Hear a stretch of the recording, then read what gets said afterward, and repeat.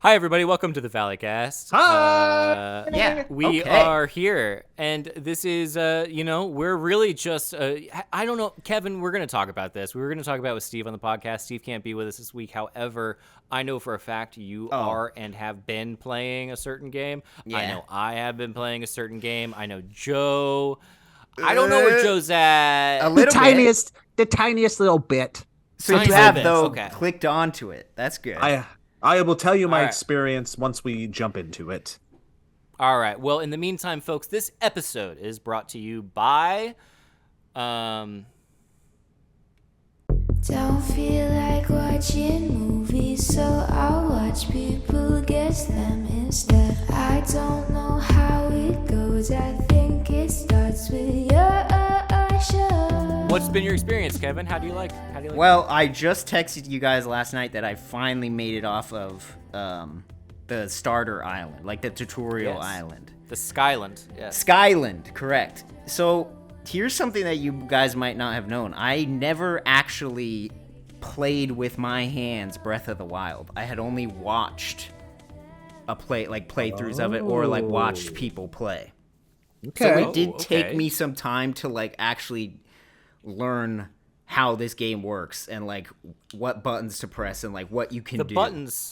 The buttons, when you get done with the buttons, you're off to the races. That's exactly what's happened. Because the first, it took me a while to get going. It probably took me 4 hours until I got past a couple of those shrines. It took me a long time to figure it out. Really? I'm very bad too. I'm very bad. But it was mostly because I was I don't know I don't know where I'm supposed to go. Trying to figure all that out. I haven't experienced a game like that in a long time. But where it didn't just hold your hand the whole time, you had to kind of And I wasn't expecting. That's what I'd love to talk about. This game is there's 20 ways to do one thing in this game. Yes. infinite, some would say. Yeah. So that aspect of it took some getting used to, of I don't know if this is right, what I'm about to do, putting a fan on top of a tree or something like that to move. Yep. But Great example. once you figure it out, once I figured it out and took the time, now I'm cruising, and it's so much more fun than that beginning couple hours. My experience has been when I do something, I'm or I succeed at something, I feel like I've done the most brilliant thing anyone's ever done. And then another part of me goes, I bet that was the worst, most inefficient way to do this. Yeah. And both happen at the same time. And I think that's why I go, oh, this is going to be the game that keeps me very busy for a very long time. That's what I'm imagining, dude, that this is just going to be hours and hours before you even get close to beating it. I've done 2 of the mini boss things. And I've on done the a fair actual bit of the shrines. Hyrule. Yeah. Okay. And I've gone where Underground scares me because it's too dark. I don't even know. Okay. And the Hyrule is totally different. It is a different land, but it's going to be new for you as well. So It is. But you've seen it. You've I've watched, seen you know the- but I wouldn't know all the locations and stuff that maybe people were used to before. So you got through the morass. That was the first little bit of guess and check and figure it out. And you're saying once you do that, like therapy, it opens you up a little bit, and you get to enjoy the journey a little bit. Like anything. Okay. Specifically, only therapy. Joe. I unfortunately I opened up the game. I booted it up. My son was watching. I played for 10 minutes, and then he went, "I'm bored," and haven't really got to experience it since. I don't know how Dude, children I was thinking the would same enjoy thing, the Elliott. game. I don't know, Yeah, because there was I parts feel where like it a took child. me a while to figure it out. And Yeah, you really have to have abstract thought capabilities to be like, well, if I put the piece of the fan on the wood and the wood on the other wood, and then this hovercraft, jumps in there and put the rocket on it. It is insane the amount of dude, and then when you find the wings that you have to fly off of that took me so long to realize how that worked. Most times I use that wing, I fall straight down to the ground to my death, and it is pretty wild. Yeah, it's a great game. The best thing for both of you. I will give you a minor spoiler. Oh, okay. This is the greatest part of I the game. like a minor spoiler. All right. there is a character in this game who works for a construction company. Okay. Hudson's. He appears throughout when you get to Hyrule. All he's trying to do is put up a sign. And he gets really obsessed with his inability for this sign not to fall. And your only job is to make sure the sign doesn't fall. So you just got to help him support the sign for a second so that he can tie the sign down, and then he gives you all of these presents. He appears everywhere. And each what time, did the sign you say? Figure out a new. The sign says Hudson's Construction Company. That's it. It's just an advertisement. And it's got Hudson's photo on it. And this employee really loves Hudson, loves his boss. Well, he's trying to spread the word. He's trying to spread the word. And he's trying to be just doing his job. Yeah. And it is a mind screw every time because you have to go, how do I get this sign? Sometimes the sign falls forward, sometimes backward. And I go, I don't know what game. I don't know what the point of the game is. I don't know why it's like. It sounds like free labor. Free labor is the name of the game, and he's getting you to do his job. Exactly. I'm like, I don't know what the. Anyway, yeah, it's very fun. I don't like him. What a bad employee. I'm not a fan. No, yeah. Anyway, that's all I have. Wow. That's all I had to contribute so to the. You're obsessed. You're like after you're done with this, is this like keeping you from playing right now? Like, are you gonna run straight back to it? I will say I did my. This is gonna sound crazy. I did my homework. Oh. And I believe now I can play my video game. So yeah, actually, to be completely honest with you, yes. As soon as we are done, I will go back and replay. I love it. And also, Grace is in LA and I'm in Palm Springs, so this is like you got me free by time. myself. Yeah. Yeah. It's me and Goose, and I'm like, well, here we go, Goose. You're gonna stay up late tonight playing video games. Mountain Probably, Dew. Yeah. Like a child. Yeah, with Mountain Dew. Yeah. Past your bedtime. I think I had a Diet Coke. Yeah.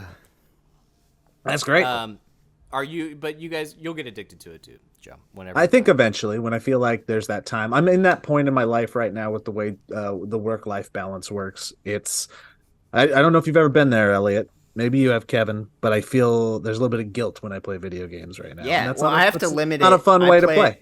I play it for an hour every night, and then that's it. That's like what I give myself. Yeah, there's a barometer. There's a little thermostat in my head where I can feel when I go, uh-oh, easy. Just gonna temper this down just a little bit. Yep. And I go, I'm starting to feel bad. I'm having fun, but I'm feeling bad. What's the longest you've played it straight since you've had it? Not long. I mean, maybe 2 hours. Yeah, nothing crazy. I don't stay up like. I'm not like a. People who can play for like 7 hours straight. I don't get that, dude. I think you guys, that first 2 hours that you're talking about, it gets more fun. I know that's exactly how the game was constructed, but I bet you there was a little bit of subconscious like retooling you had to do as well. Like games like Fortnite or Mario Kart are, at the end of the day, they're instant gratification. Like you boot it up, you get to race. Boom. The race is over. You boot it up, you play a game, you kill people. The Fortnite like Battle Royale is over, and then you get to do it again, and then you get to do it again. Because it's this instant gratification and instant dopamine drop that it probably takes a second to rewire your brain to being like, I'm just kicking it in Hyrule, y'all. Yep. And I'm cool with that. Long time.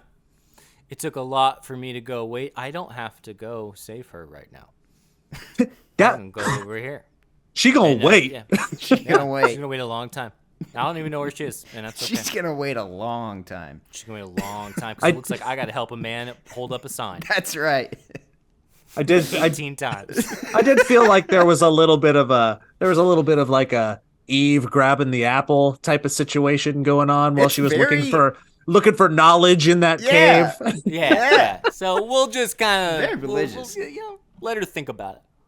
Yeah, she can. Yeah, she's got a rib. She got your rib. She'll be fine. That's right. Moving on. Oh damn. Oh, do you not have anything? No, I didn't have anything. That was the most I had.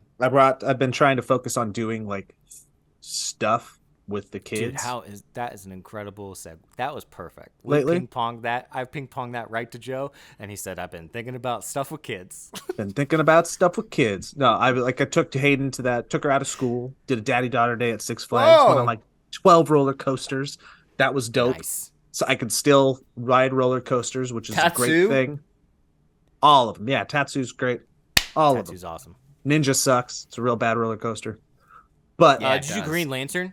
I watched a video on Green Lantern. That one sucks. I went on Green Lantern. Last time I went on Green Lantern was when we went to Six Flags for SourceFed, and I was like, this is the worst pain that I've ever been in. I'll never go on that again. That was a bad one. And that's one of the few things I remember about SourceFed. That was a long time ago. But this weekend, which is a weekend away from when I went to Six Flags, I brought Jackson to the LAFC soccer game and went downtown. We went to the MLS professional game, and it was nuts and really fun, and I suggest you guys do it. A soccer game's actually pretty fun. I think I went to that same stadium when I was in soccer. I think we got like free tickets or something to go to it. It was pretty fun. Dude, like they have their standing section, fan section, goes 110% the entire fucking game. They don't sit down, they're jumping, there's smoke, there's drums, there's flags, and they're just going nuts. And if they score, everybody's that's holding a beer or a drink in the stadium, whoosh, just up in the air. Just great. Wow, cool. Really, really fun. They don't have a mascot, or they didn't have a mascot until I think Will Ferrell's a co-owner or something. Anyways, they were like, "Hey, I know a mascot. I know a guy with a falcon. A falcon can be our mascot." So at the beginning of every single fucking game, they bring out a falconeer with the falcon. Oh, and then they like a real falcon. Yeah, and then they let the falcon take off, and it does like 5 laps around the stadium, and then it swoops down and it grabs and kills the opposing team's flag. Oh, it's rad. It's good stuff. Man, I wish that went somewhere else. Kills the goalie. What was Jackson's opinion on this? I know. I was thinking the same thing. He loved it. Okay. Yeah, that's. It was really. He ended up being like kind of like one of, I don't want to say but he was a creepy kid because he's got these hoodies where the hoodies will like go up and then he can zip the hoodie all the way up. And the one he was wearing was the Jack Skellington one from Nightmare Before Christmas. So he's like, I want to do this. So he's just this little kid with a skeleton head watching soccer. Yeah. So it's good. I highly, highly recommend it. It was a good time. Is Jackson in soccer? He is. Yeah. Oh, that's perfect then.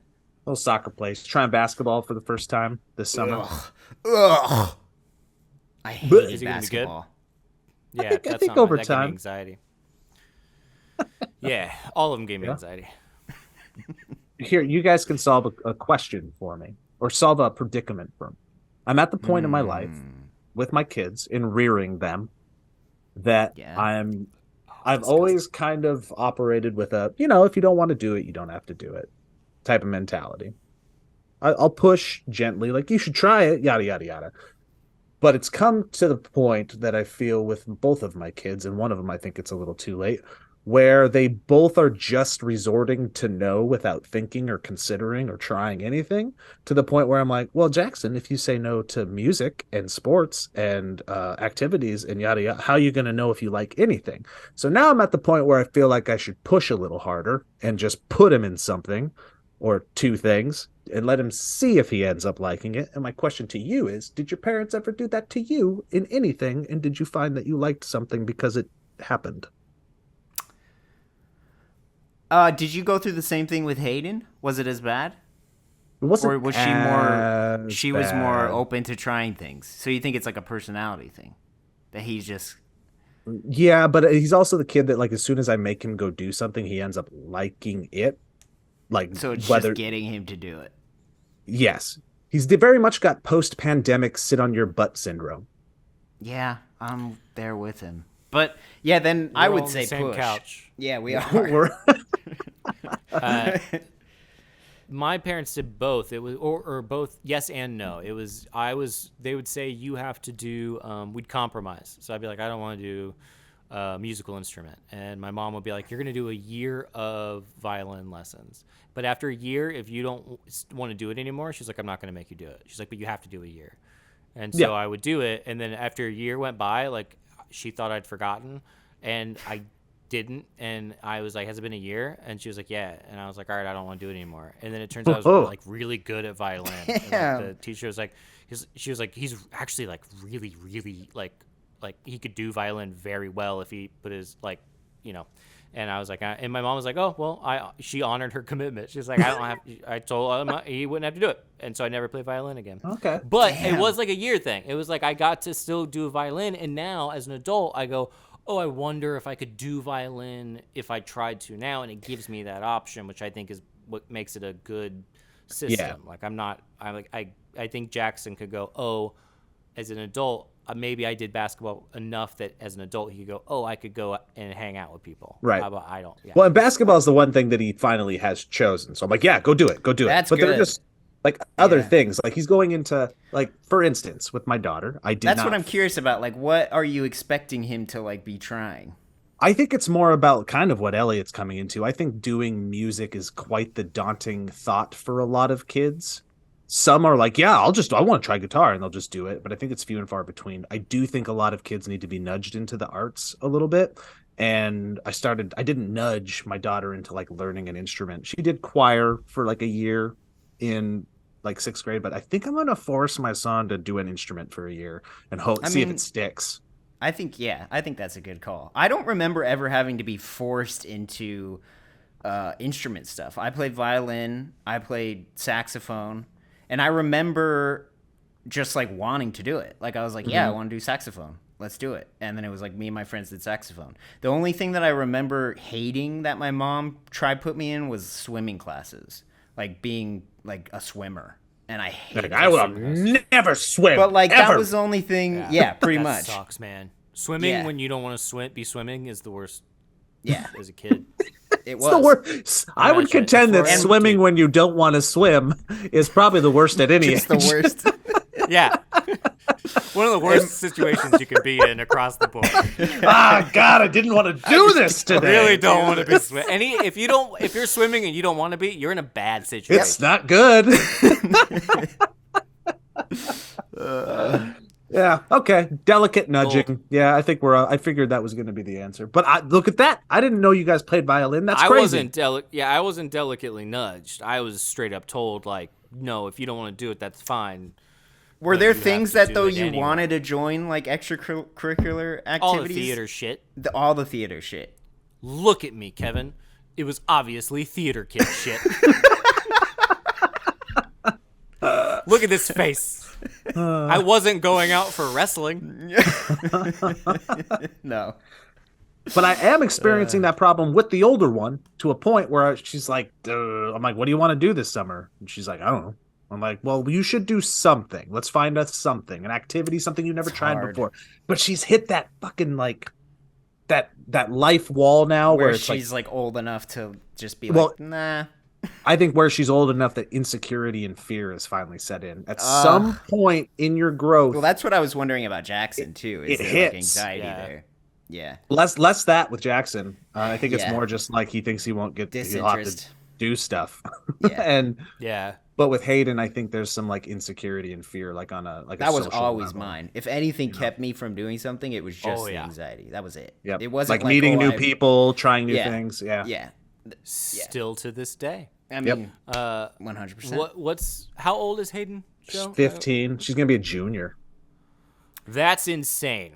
Isn't that crazy? Because by that age, like my brain was in the sense of like you're scared of things. And you're a person. Yeah, you're scared. You are. And you think you're an adult, so you're like, I'm scared, but I'm not going to let you know I'm scared, and I don't want to, so fuck you. Yeah. Yep. So that's where we're at. Damn. But I'm like, I want to see you grow, and I can't say that so many more times. Like, you don't want to listen to me because I'm your parent, and I saw a very interesting TikTok that was like this child psychologist that was just like, at some point when you're a teenager, it goes back to when we were in like small communes way back in the day as humans of like 150 people.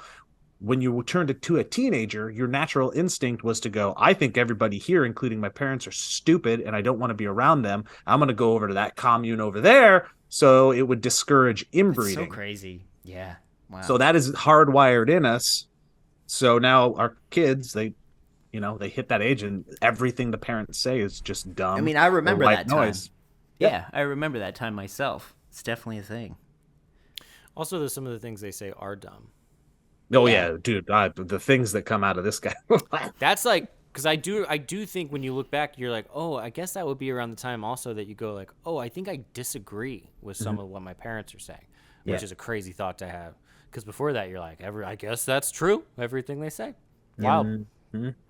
But you don't know how to like articulately like defend yourself, so it just comes out like, and it's like when a baby like can't tell you that its tummy hurts, so it just fucking cries. Yeah. You think you're saying the stupid? Ah. So, anyways, a woman and a dog. Hello. Oh my god! It's funny because this window is like right by people, and boy, they are close. And is this a different window than we're used to? I'm in Palm Springs. You've switched locations. That's got a new window. Well, Joe switched locations too. Mm-hmm. You look like you're in a garage. Yeah. I'm at the basketball court.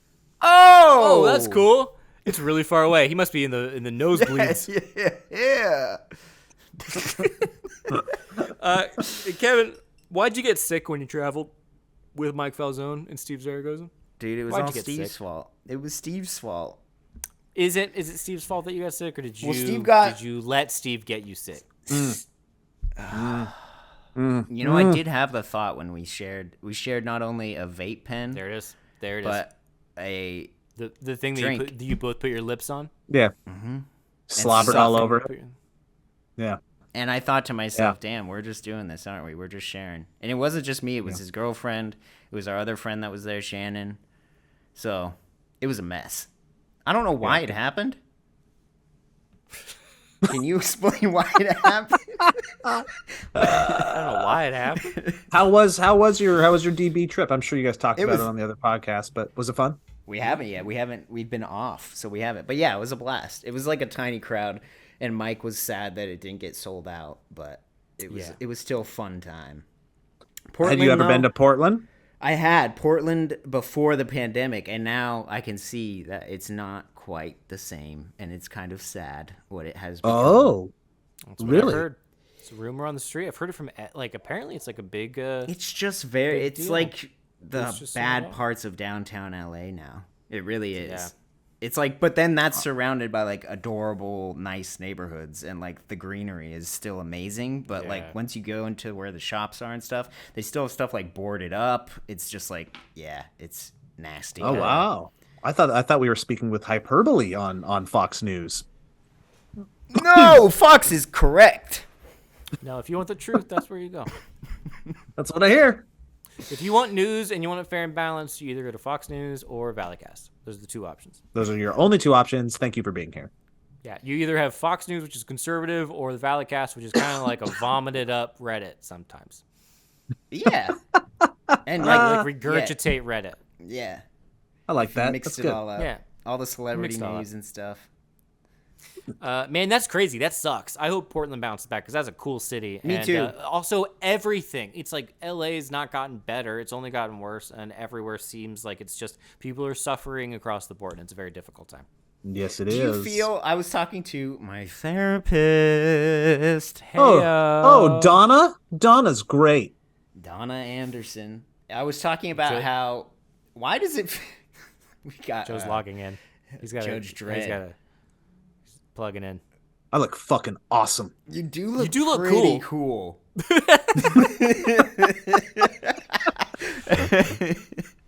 Like that worked very well. It needed to glow. It was cool. Yeah. Anyway, there it is. What were we I was saying? talking about how I feel like the entire world has like or is trying to just like forget about what happened 2 years ago and like all of that. And it seems like anytime I go out, it's just like the vibe is just like it seems like there's this hidden thing behind everybody's head that like we want to talk about how this still kind of sucks, and we're still all like, this isn't how it used to be, and this feels weird still. Everything feels off. But, like, nobody's actually talking about it. Ooh, it's like I this... think you're... Yep. That's a very astute observation, because I think what you're... If I would like to elaborate on it in the moment, it'd be like, here's where we were. I was this person before the pandemic. And then I became this person through the pandemic, but we weren't like talking during this evolution. We weren't with each other during this evolution. So there's this expectation of who I was then and who everybody else was back then. And we all are kind of operating as if we're all still those people. Yeah. But we're not. And it's been like fucking 2.5 years, 3 years since all that happened. And like 3 years is a long time, actually. Like that's 3 full years. Because hasn't it been 3? Yeah, it's 3 years. Yeah. Since it started. Right at 3 years. Yeah. It's been very long and very fast. Yeah, exactly. I'm in a surreal state of mind because I'm graduating from college this weekend, which is only happened at the start of COVID. But the only reason I went to college That's was true. So it's like I'm graduating. Yeah, 3 years later. And a lot of the conversations on that campus are all about how we're entering into like a weird collective time where people have not processed this. Like it's like that's what it is. The phrase, it's like the light. It's like we've heard the thunder, but the lightning hasn't struck yet. Like it's like we haven't quite gotten it. It's crazy. Yeah. And you mean the other way? Idea. We saw the lightning. Haven't heard the thunder. I went back and forth. Is that what it was? Yeah. See, that's the problem, Elliott. See, the lightning happened. We just missed it. Up is down and left is right. It's like, what? What is it? Is it the lightning first, then the thunder? Yeah. The thunder? Yeah. But see, what's interesting is even bringing it up here, and when I brought it up with my therapist, and who I brought it up to a few people too, everybody's had the same reaction of like, yes, that's exactly how I'm feeling. So it's like, I know it's kind of a common thing of this. Yeah. We're still processing it, or at least I know I 100% am still processing it, but when I go out into the world, it seems like everybody's trying to act like nothing happened. Yeah. I think it's crazy. I think we're also still trying to process it in a world that also isn't the world pre it happening. Like we're not in a good place. Like the economy sucks, the political discourse still sucks, we're still like not unified, it's still hot as fucking balls. Like so we're trying to process the thing that we didn't process while still trying to process that the thing we're trying to process within isn't the same as it was prior. It's going up, so it keeps moving with all this fucking AI shit now, and like it's just nonstop. Like, oh fuck, the next thing that's coming. Kevin, we already covered AI last week. I know, but I tell you, when someone mentions AI, it is like a carrot, and I'm a little hungry little horse, and I'm like, "Ooh, if you want to talk about that and how it's going to destroy us, I will bite that in a heartbeat." You want to talk about it. You want to have a discussion about it. I can't help myself. I want it out. I don't like thinking and yet about it's exactly, and it's everywhere. And that's why when you are finally processed through the shit that you're trying to process through, in 2 months when AI is taking over everything, you're going to have to process what just happened again. I'll let the AI process it for me at that point. Can I just interject? This is totally before we go too far down the doom scrolling thing. I know we are gonna go there. Yeah, and I will say that I would love for there to be an AI program that can edit YouTube videos, because when I have that, it's over. What do you mean, bruh? Because you would know, editor. You're keeping an eye out on this. What's the status? There's a thing now. I'm surprised you haven't heard of this. It's you pretty much tell the program, it's just in Premiere, it's like a plug-in for Premiere. You say like, here's this camera, and that camera is connected to this mic, this camera is connected to this mic. Let's say it's a podcast like this.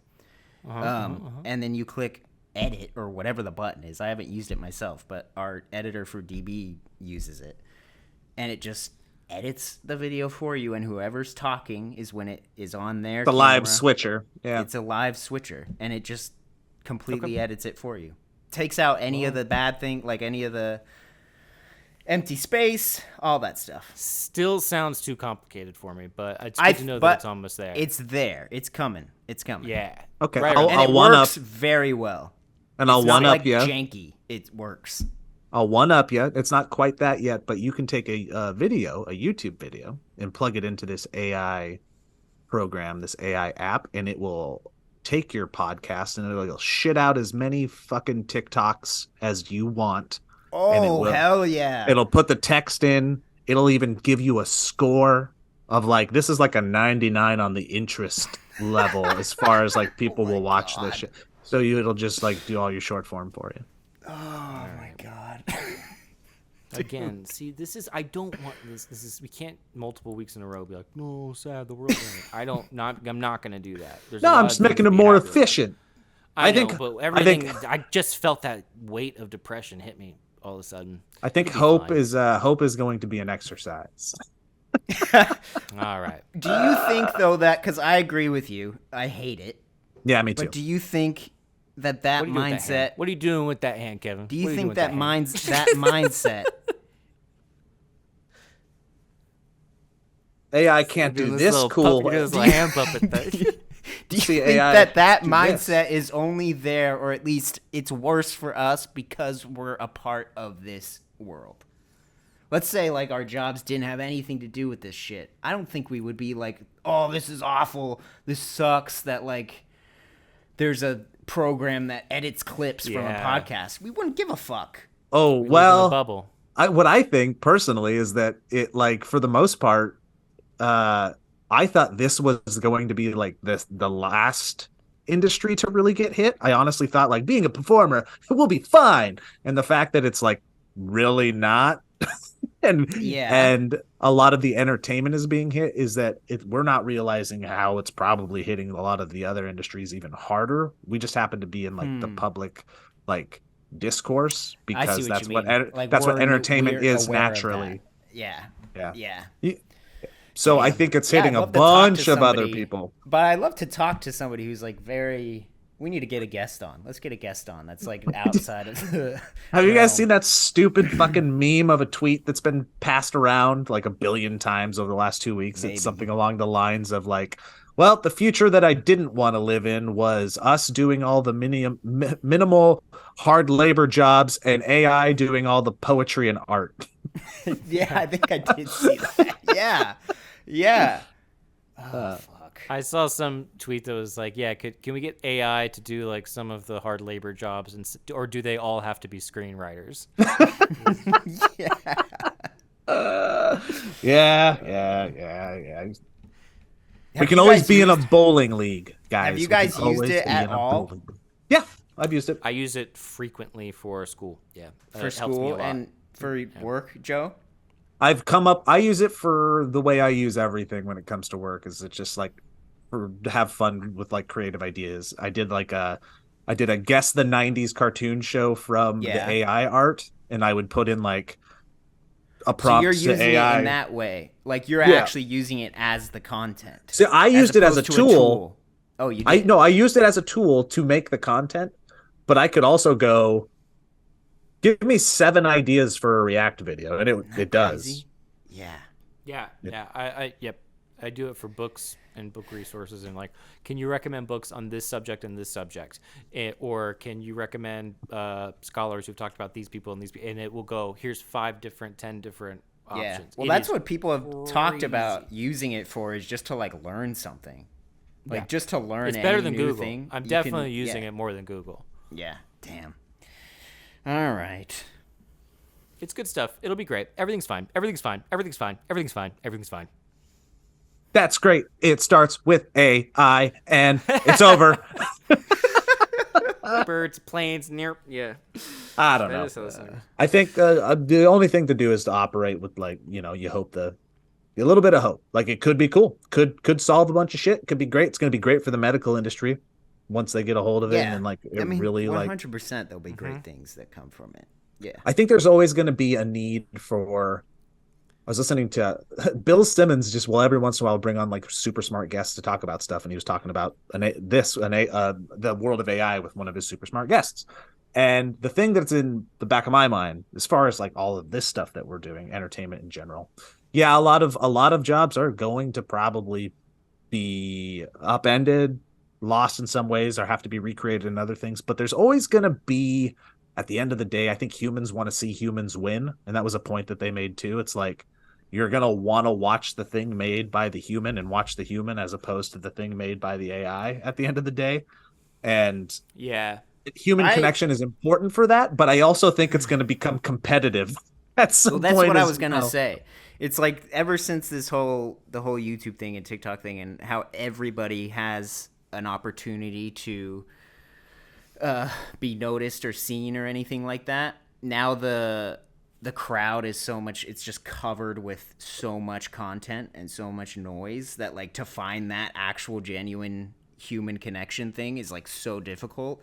And now it feels like because there's now a robot who can do it so fast and send out things so fast, it's going to make it even harder to find those human connection things. That's where I think the like depressedness of it comes from, and where like the hope gets pulled down some, because it's like I agree that that's 100% true. Like people are going to want to seek out that stuff, but trying to find that stuff is going to be so hard because it's just covered with shit now.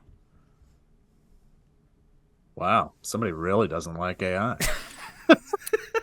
Okay, Kevin. Boomer moment. Yeah. Grow up, Dad. Yeah, Boomer Kevin. Say hi to my mom, who you're obviously fucking because she's old too. Yeah, because you're both old and you like his mom. Do you like having sex with my mom, old man? Do you, Kevin? Oh, AI. I'm having sex with Joe's mom. You call my mom AI? Just chewing up the scenery, aren't we? Just chewing it up. Oh, you calling my mom scenery now?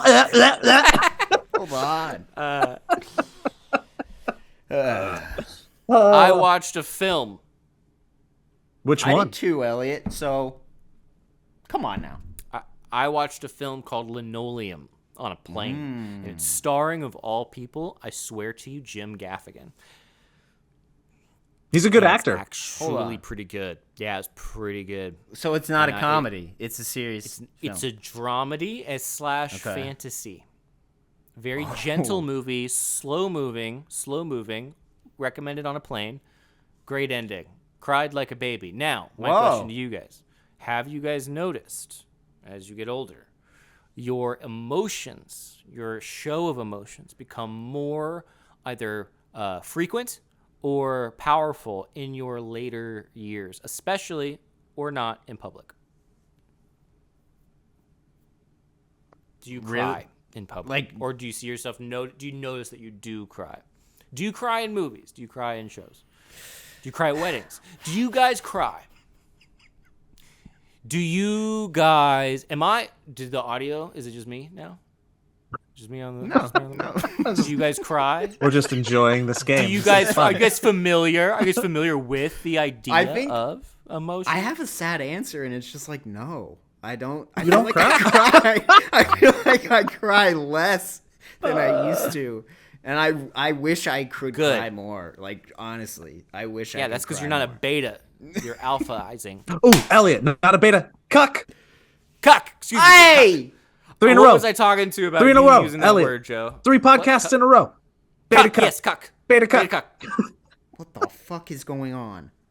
We were talking about Joe's use of the word cuck and how I think it's kind of funny. And Preceded by beta. Cuck is a great, every time. Cuck is good. Keep Beta it up. cuck. Keep it cuck. Oh, t-shirts. Keep it cuck. We could sell that. Big cuck. Joe, are you avoiding the question? No, dude, I cry all the time. Yeah, no. Do you more since you've gotten older? But like, I don't mean cry like, oh, you're sad of life. Like cry because you watched a movie. Yeah. Oh, yeah. Always like a good tear up. Yeah. I don't want to hear about your actual crying. Dude, that was so real. That was so real. I'm not going back to the doomy shit we were talking about. Yes, movies make me cry. For sure. Ted Lasso makes me cry every week. Damn. Yeah. Did you guys see Guardians of the great. Galaxy? Dude, Teared up. Did you cry during that? Teared up. constant. I cried almost to the point that I'd stifle a full-blown sob. Can Whoa. I? This is a problem. That's why I'm saying I don't think I'm the norm here, and I'm not recommending it. I think I just am at a stage of life where I'm Dude, weirdly. You're the norm if you whatever were the a stress, girl. Exactly. A beta cuck. If you were a beta cuck. Damn. Yeah, you know what makes me feel incel even Plachy, worse? man. Yeah. Yeah. Fuck dude. AI.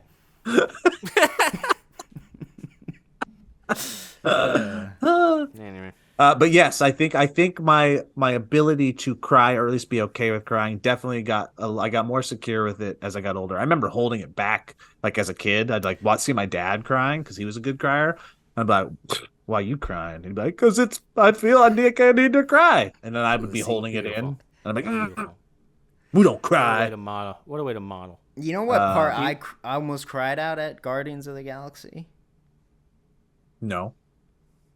That Was it the was part with very, the very little- telling. Was it the little animals, Kevin? No, that's Was what. it when they. No, it Was had it when nothing they to have do a with the lot of- animals. Okay, that's what is very weird about this, but it's very I cried telling. a lot. Oh, I'm sure. I mean, the whole theater What is and Ellie. The ending when he goes and sees his dad, That's his or grandpa. what is his grandpa? When he goes and sees his grandpa, Same. that got me. And I thought same. And I thought I didn't know it was his grandpa. I thought it was his dad. Okay, well, it gives the same Because it doesn't feeling. matter. Yeah. It doesn't matter. They hit It those doesn't notes, matter. and then he goes, oh, Okay, I love good. you, Grandpa. 'Cause And I I was like, felt oh, like- Grandpa. Oh, okay, Grandpa. Cool. Everything's Yeah, I fine. cried at that too. Yeah. All right. Interesting. You get to the point of sob. I don't get to the point of sob. No way. I haven't got No to way. a public Not sob maybe in a a sob, while. but like a little bit like a, like that kind of thing. Yeah. Is that a sob? Damn. That's good, Elliot. I don't do it, but I get to. Don't I be go ashamed to of the that. edge. That's good. I'm not really ashamed. Yeah. No. Yeah, don't. No, don't be. Yeah. Thank you. I'm not. Thank you. Kevin's in weird bully Kevin mode. I don't get it. Thanks, Kevin. Thanks, Kevin. I feel pretty good about it. I'm serious.